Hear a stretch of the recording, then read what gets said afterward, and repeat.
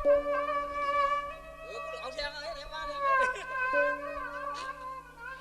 ังว่ากำนี้ด้วยลูกพี่นางพวงเขาสวรรค์ปังทางอันสู่มีสังไลซื้อไม้สวยป้ามือนี่ลำสามีได้สัเสียงขยันทำนะ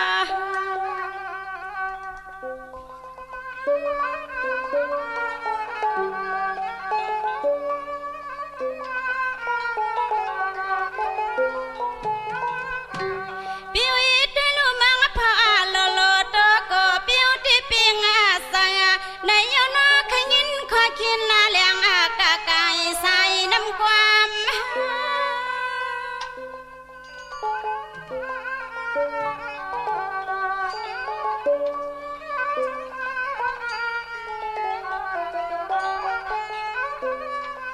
สังวาดด้วยลูกพี่นางพวงเลยตั้งปีใส่สิ่งสังก็นอทำยิงเลี้ยนะมื่อนี้เสียงสิ่งเมียสิ่งเสียนติลานความดอนสุริมาแค่สุมังกาลเสียงเรายิง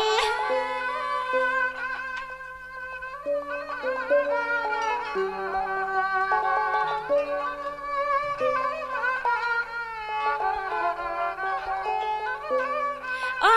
นี่กำในว่าเราปีย้อนตอนความดองคงวันนี้ก็ยิ่งน้องตีสำคัญลัดพอยากา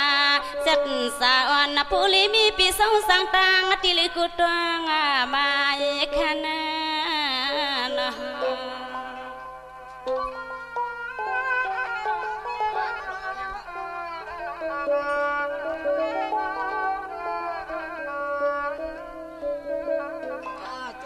สังว่า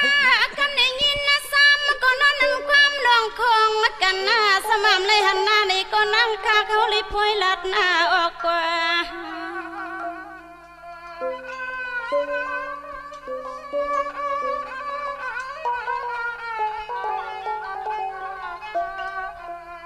ดิลูสังเสือปีนางพวงลิดังปีใสสิ่งเขาเน้นสวรรค์ปังสางโตเปลี่ยนเนี้ยวเปลี่ยนผู้ลิมีกุยามีลงตังผ่านเมืองสุยานนะคะ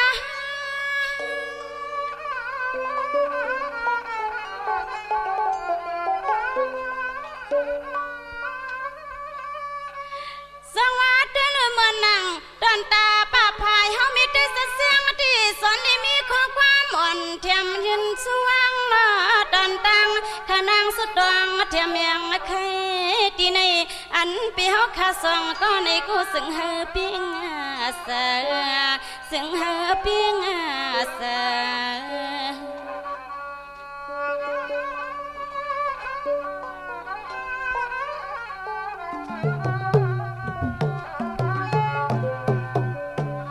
สังวาดด้วยลูอาโลโลดูกูพูเลยมีเฮาพูเลยเพียงนังสนังขอสะพางอันก็ดาสีเฮาพูเลยเป็นโพสีมีฮักลีเปีย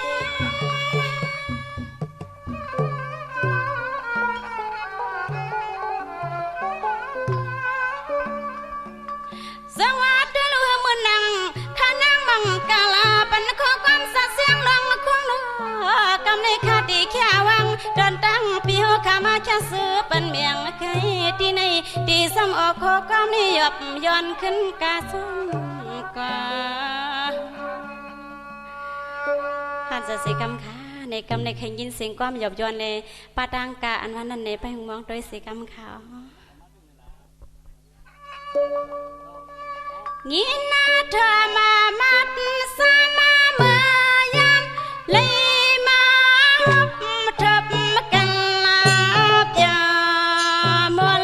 มันละทันเตลนาน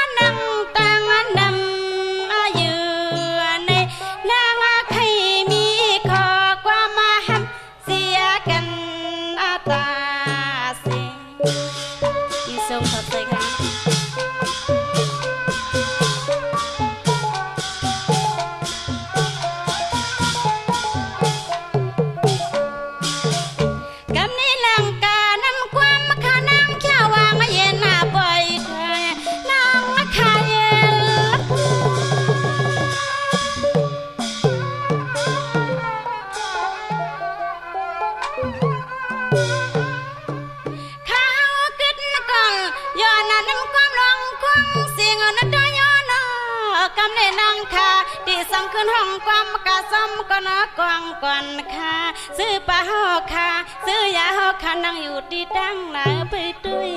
กัน